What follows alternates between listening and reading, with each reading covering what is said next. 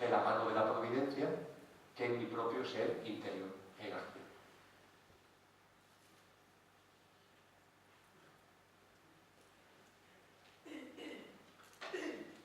Se ha preguntado también sobre vivir de la luz, sobre la película documental que se llama Vivir de la luz. Vivir de la luz es una película documental que narra con testimonios personales, acompañado de experiencias contrastadas hospitalaria y científicamente, el hecho de que hay personas, seres humanos, que viven sin ingerir alimentos. E incluso algunos o algunas de los que aparecen en la película están muy gorditas, aunque no ingieren ningún alimento. Cuando a esas personas se les pregunta, bueno, cómo pueden vivir sin ingerir alimentos, a qué se puede deber, cuál es la causa, la respuesta es muy sencilla.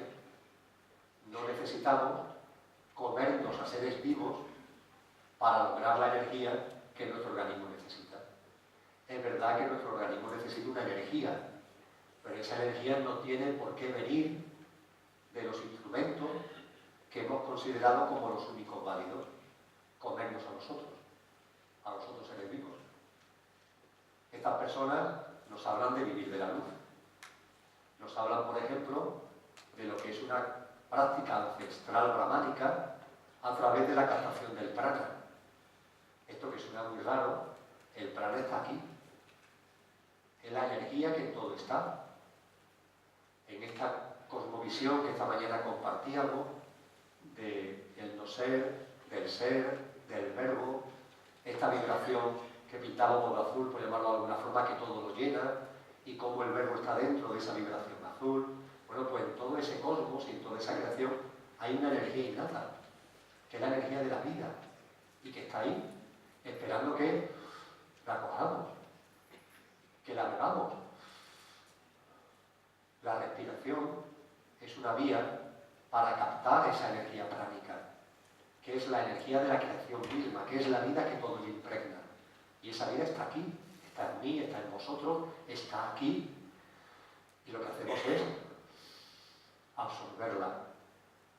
Por cierto, que los antiguos Vedas nos decían que se absorbe por la nariz y por la boca, pero también por los poros de la piel. Que no solamente se absorbe cuando hacemos la inspiración, sino que también de forma natural la estamos absorbiendo por los poros permanentemente. Y esa es una energía que nos está llegando continuamente y de la que curiosamente no somos conscientes. Igualmente, en el vivir de la luz se nos habla de la importancia de los rayos del sol. Pero no ya que quien lo haga, perfecto que lo haga, no ya mediante la práctica del sanghati, es decir, de mirar durante X minutos al día el sol, sino por el hecho tan simple de que durante el día, incluso en los días nublados, el sol nos hace llegar su energía. Incluso en los días nublados. Incluso en un día lluvioso de invierno, el día no es oscuro, es decir, no es negro. No podrá ser quizás luminoso de sol, pero hay unos rayos de sol que nos están llegando. Esos rayos de sol son energía pura. Y mi consejo es que cotidianamente os bañéis en el sol. Ahora mismo el sol está aquí en la sala, está llegando a través de las cristaleras. Ser consciente de que el sol nos está alimentando, de que está ahí, para que lo absorbamos y lo hagamos nuestro. Solamente necesitamos ser conscientes. Ser consciente de cómo absorbemos el prana, ser consciente de cuándo absorbemos también los rayos y la energía del sol. Y, aunque aquí hay división de opiniones, porque hay personas que incluso han llegado a vivir sin ellos, para mí todavía al menos es muy importante el agua, ingerir agua.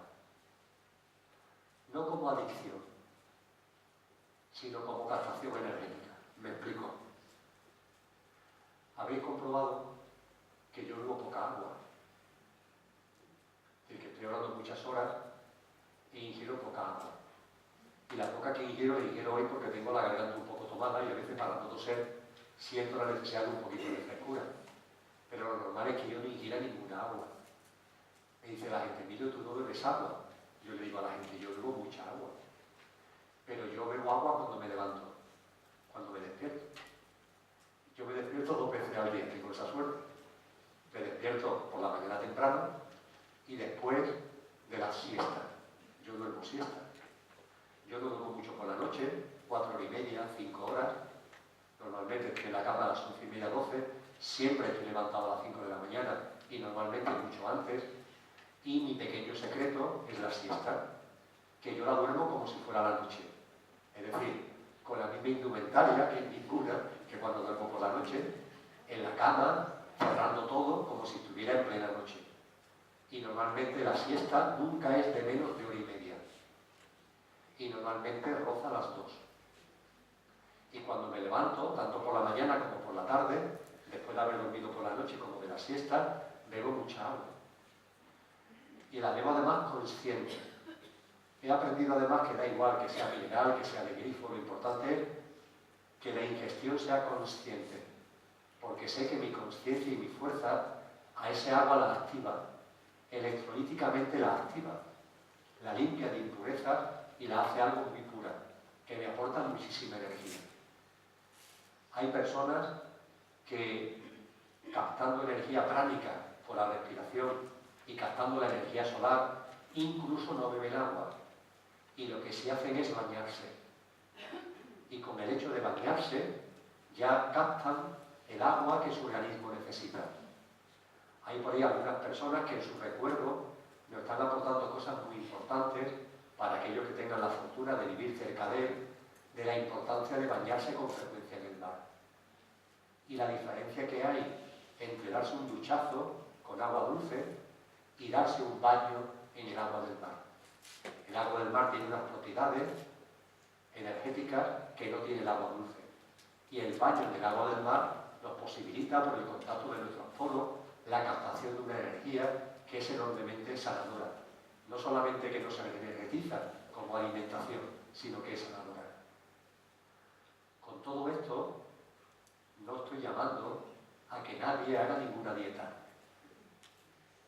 Comparto, en este caso con vosotras y con vosotros, los contenidos de películas documentales Cómo vivir de la luz, donde seres humanos nos dicen su experiencia práctica, que por otra parte coinciden con lo que muchos seres humanos nos dijeron hace mucho tiempo.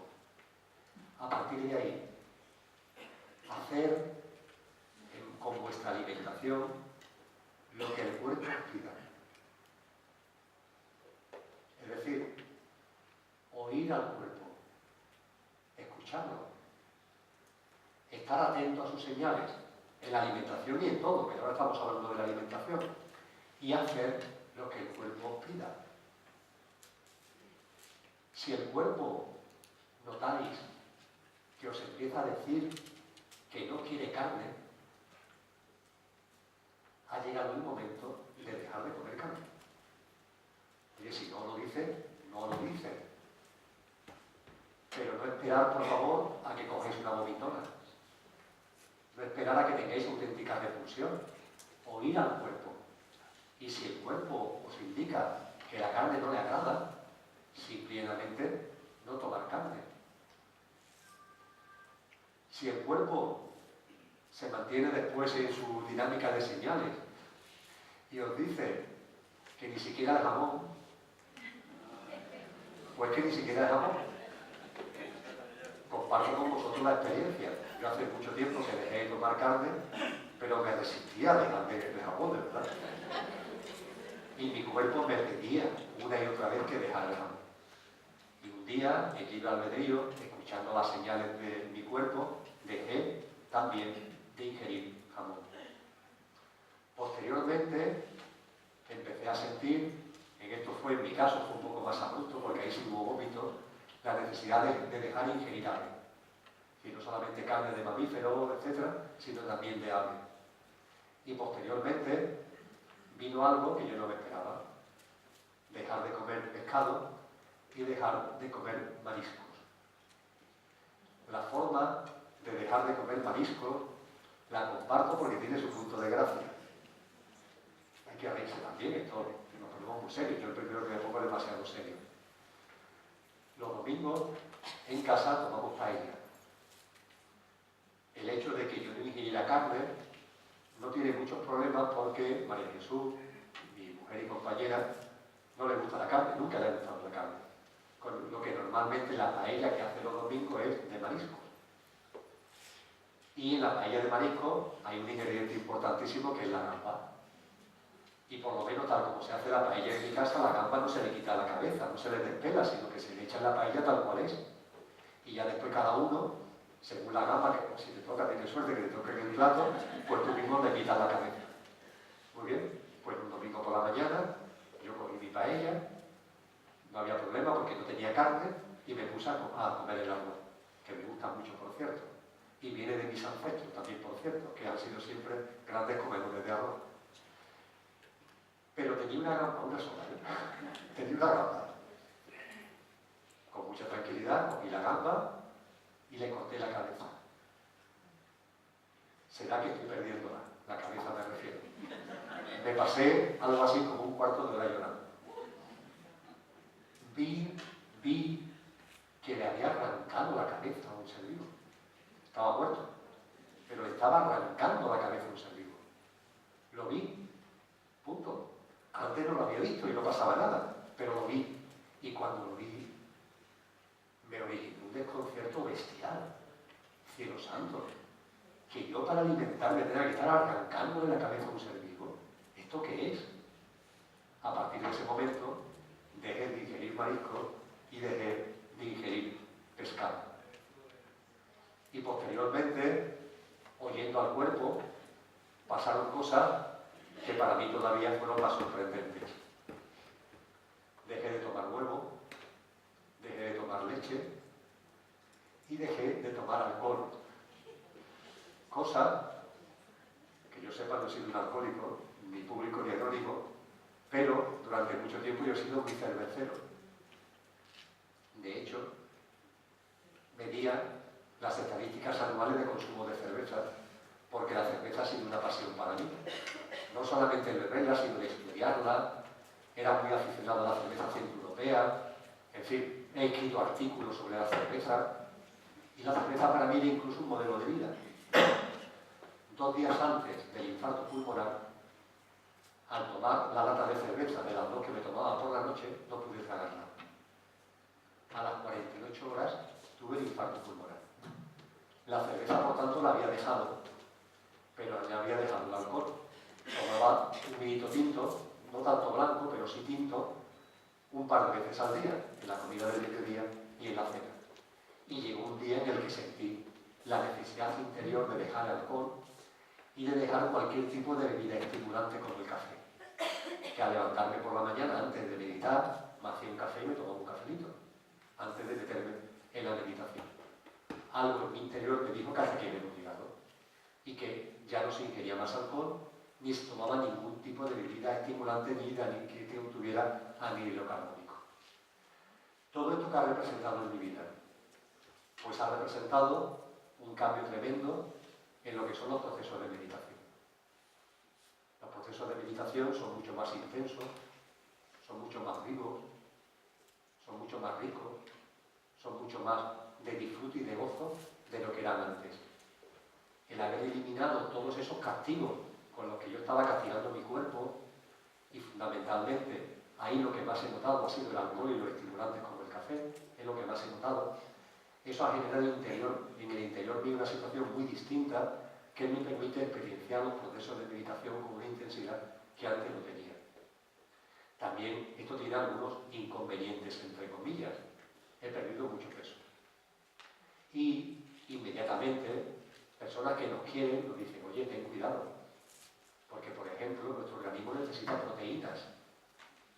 Y fijaros por dónde, parece que lo único que nos aporta proteínas en nuestra alimentación normal es la carne.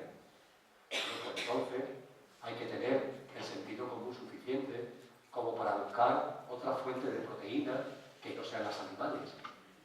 La soja tiene proteínas, los frutos secos como las nueces tienen proteínas. Y bueno, se buscan fuentes alternativas para tener una alimentación equilibrada. Yo en estos momentos no lo he conseguido. No tengo todavía un equilibrio energético debido a los cambios de alimentación. Estoy experienciando, estoy dejándome llevar, viendo los acontecimientos y bueno, no tengo ningún tipo de duda de que en los procesos de cambio todo conducirá a lo que es a la perfección.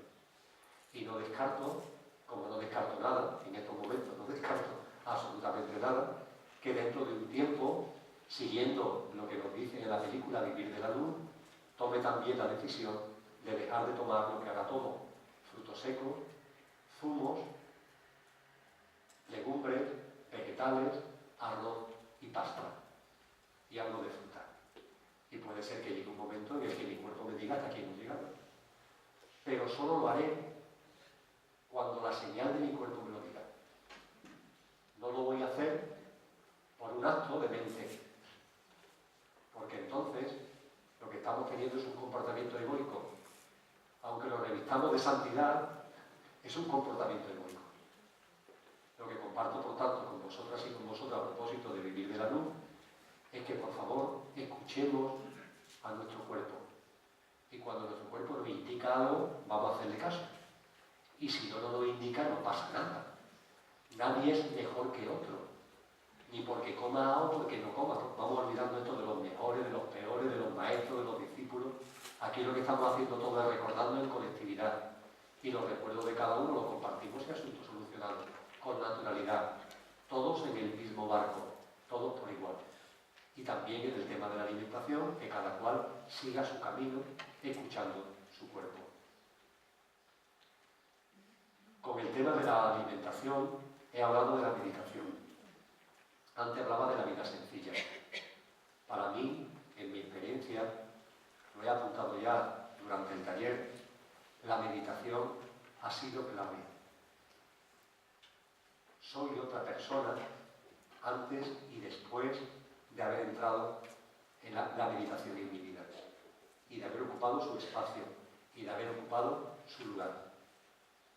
Me ha aportado y me ha abierto puertas antes inimaginables y me ha ayudado a algo muy significativo. Recordad que esta mañana, cuando hablábamos de las características del no ser, del vacío, hablábamos de muchas: la transparencia, la simplicidad, el vaciamiento, la omnipotencia, de no necesitar nada, de no esperar nada, ni necesitar siquiera el saber nada.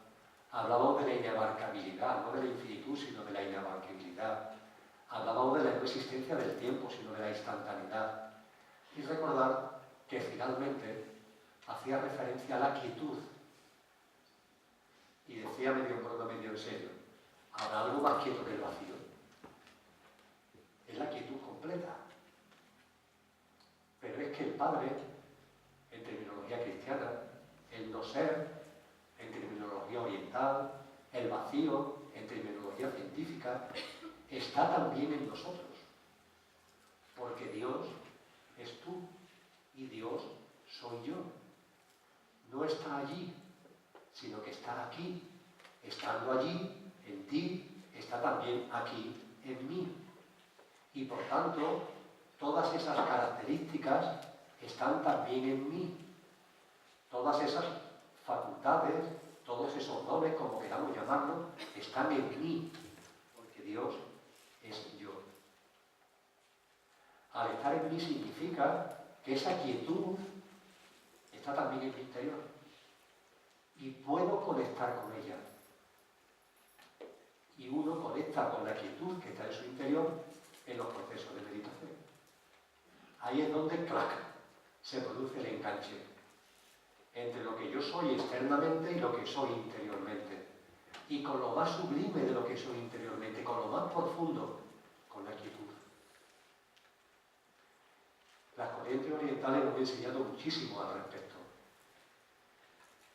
Aquí, en nuestra tradición cristiana, hay un bendito de Dios llamado Miguel de Molino, que es un místico más o menos de la época de San Juan de la Cruz y de Santa Teresa, que escribió una obra maravillosa llamada La Guía Espiritual. Miguel de Molinos dio con sus huesos en los calabozos de la Inquisición, como tantos, como San Juan de la Cruz. La diferencia es que sus huesos en la Inquisición fueron en Roma. Tuvo un cierto exotismo, pero estuvo encarcelado en Roma. ¿Por qué se encarceló a Miguel de Molinos? Se le acusó de divulgar y practicar el quietismo. En la guía espiritual, Miguel de Molinos es una guía de la contemplación, que es la forma cristiana tradicional de llamar la meditación. La obra emblemática cristiana acerca de la meditación se puede conseguir por internet, tiene una terminología antigua porque está escrito por un pastor anónimo, posiblemente un sacerdote anónimo, en cuanto a que no sabemos su nombre, del siglo XIII, en Inglaterra, que se llama La Nube del No Saber. La Nube del No Saber es un tratado de meditación, pero en la terminología cristiana se le llama contemplación. Y en ese anónimo, La Nube del No Saber, la meditación es ponerse a cavilar, es ponerse a darle vuelta a un problema, eso se llama meditar. Y se dice, no hagáis eso, no hagáis eso. La vía es la contemplación. Pero la contemplación de La Nube del No Saber, o la contemplación en palabras de Miguel de Molinos, es la meditación oriental. Y Miguel de Molinos lo que nos llama es a meditar y a encontrar la divinidad que hay en nosotros dentro y decir que esa divinidad se logra alcanzar y se conecta con ella cuando estamos en perfecta quietud. De ahí lo del quietismo. Pues bien, yo por las mañanas, al menos de 5:20 a 6:30, lo que hago es, independientemente de la descarga de información que a veces se produce sin necesidad, en cuanto a que no tengo voluntad ni necesidad ninguna de que se produzcan, lo que intento es encontrarme con la quietud que sé que hay dentro mía, que es puramente divina. Esa quietud es la ausencia de movimiento. Ahí no hay nada. Mejor dicho, ahí está lo que realmente es el origen de todo. No es ser, es no ser, que es el origen de todo. Y está ahí, dentro de nosotros. E intento centrarme en esa quietud. Dicho muy coloquialmente, es como si estuvieran muertos. En ese momento, cualquier pensamiento que se te pueda venir a la cabeza es que no va contigo. No es que tenga que pelear para que desaparezca, es que no va contigo. Porque tú ya no estás moviéndote, estás quieto, estás en tu quietud. Es como estar en otro plano estando en este. Y esos problemas, esas cosas, esos pensamientos, tú ves que no son tuyos, que son del Emilio que se está moviendo por el mundo, pero no son del ser que en ese momento está conectando con el no ser que es su Padre. Y que está conectando a través del amor, de lo más profundo en el centro de nuestra alma, y que está en esa quietud absoluta. A partir de ahí, cuando el proceso de meditación concluye, abordo el día. Son muchos los seres humanos que lo hacen igual. Abordamos el día procurando, o mejor dicho, sabiendo que el día es movimiento. El día es movimiento, me muevo y estoy aquí para moverme, claro. Yo no me he encarnado aquí en Emilio para estar todo el día meditando en un sillón. Para eso no estoy aquí, para eso estaría allí. Si he venido aquí es para moverme en este plano y en este mundo. Y me muevo, claro que me muevo. Pero ojo, intento que mi movimiento, mis actos, mis actuaciones, mi día a día, todas y cada una de las cosas que de instante en instante conforman el día, nunca pierdan, mejor dicho, nunca pierda yo, que soy el que me muevo, nunca pierdan la conexión con la quietud. Dicho de una forma más bella, procuro que el movimiento sea el resplandor de la quietud. Que mis acciones, que mis actos, que son movimientos, sean un movimiento resplandor de mi quietud. Punto. Ni más, ni menos. Y diré, mire, lo que me está contando, no sé, incluso puede ser que me resuene dentro, pero si otras cosas que hemos compartido durante el día son raras y complicadillas, esto ya tiene que ser la leche. esté en el lío del trabajo, o en la galimatía de la familia, o me encuentre con el gilipollas del vecino de toda la mañana en el ascensor, que yo me mantenga en esa conexión con la quietud y con la esencia de lo que realmente soy. Oye, para eso tienes que ir por la vida como una especie de Buda, ¿no? Así, con los deditos así, y bueno, y esperando además que las sensaciones no sean muy fuertes, porque entonces el movimiento que se hace cuando de quietud se va a matar, o salta por los aires. Afortunadamente, esto es muy sencillo, muy simple, enormemente sencillo.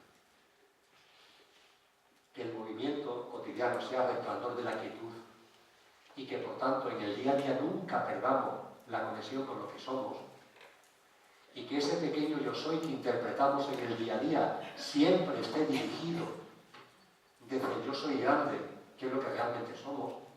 Eso es muy sencillo. En primer lugar, hay que saber lo que es la quietud, ¿eh? De ahí lo importante de la meditación. Pero después la práctica es tan sencilla como lo siguiente. También me lo habéis escuchado en alguna ocasión, en alguno de los vídeos. El aquí y ahora. Yo hablo mucho del aquí y ahora. Mucha gente habla mucho del aquí y ahora. De vivir de instante en instante, de momento en momento. Eso aporta una gran armonía, aporta un gran equilibrio. Permite contemplar que la vida es amorosa, que la vida no está ahí dando puñaladas por la espalda, al contrario, lo está abrazando permanentemente. Y eso se siente en eso que Edgar Tolle llamó momento presente, momento hermoso. Porque el momento presente es un momento hermoso, amoroso. Es la vida misma. Para todo eso es muy importante vivir en el aquí y ahora y no estar entre el pasado, el pasado, preocupaciones, requete preocupaciones, etcétera, etcétera. Pero además de todo eso, en vuestro corazón remarcar el hecho de que el aquí y ahora, antes hemos hablado de libertad, el aquí y ahora es nuestro espacio sagrado de libertad. Ahí es donde radica la libertad. La libertad no es algo teórico, la libertad es algo práctico, tan práctico que está en el aquí y ahora. El aquí y ahora es nuestro espacio sagrado de libertad. Abundo un poquito más, bajo un peldaño más. En el aquí y ahora se genera la actitud. Nuestra actitud ante cualquier cosa de la vida, ante cualquiera, se genera en el aquí y ahora. Ante lo que yo estoy diciendo, en vosotros y en vosotras, se está generando una actitud. Cuando esta mañana, como estamos cerca de un campo de deporte, en momentos concretos de mi intervención se escuchaba una bocina animando un equipo, no sé si algunos os dais cuenta.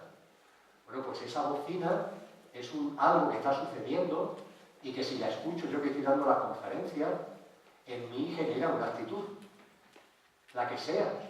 Pero al percibir que hay alguien ahí tocando una bocina que está interfiriendo en mi charla y que me está interfiriendo a mí, eso en mí genera una actitud.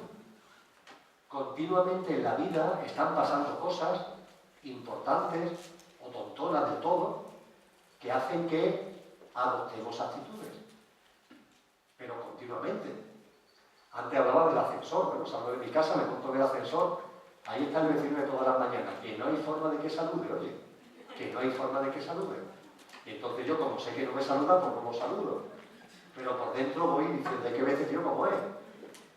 Bueno, ahí, en mi espacio sagrado de libertad, yo estoy generando una actitud y esa actitud tiene unas determinadas características. ¿Cuáles? Las que yo he decidido que tenga. Porque, en mi caso, lo que decidí hace tiempo, ya no tengo ningún problema al respecto.